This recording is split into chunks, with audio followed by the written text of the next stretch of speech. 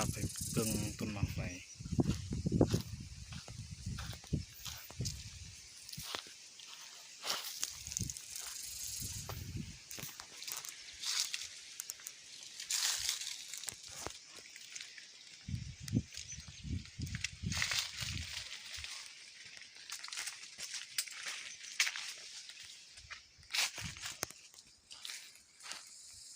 เป็นหมากบางละลายเนาะ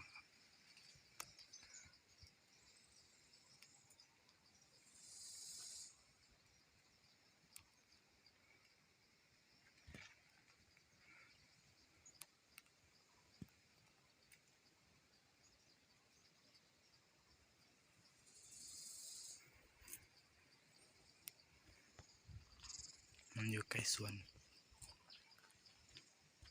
อยู่ใกล้ๆสวนนี่หมอกไฟนี่นะ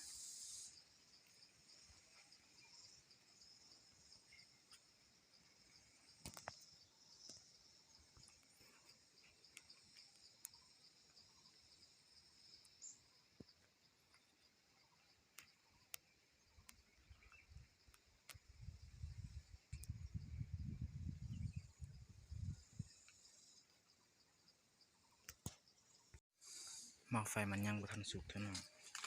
สิเด็ดให้เบิ่ง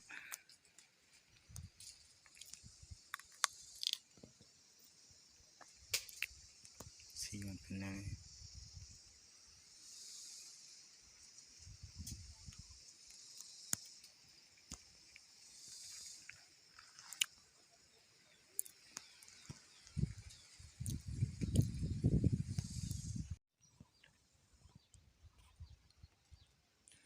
เป็นดอกละลาย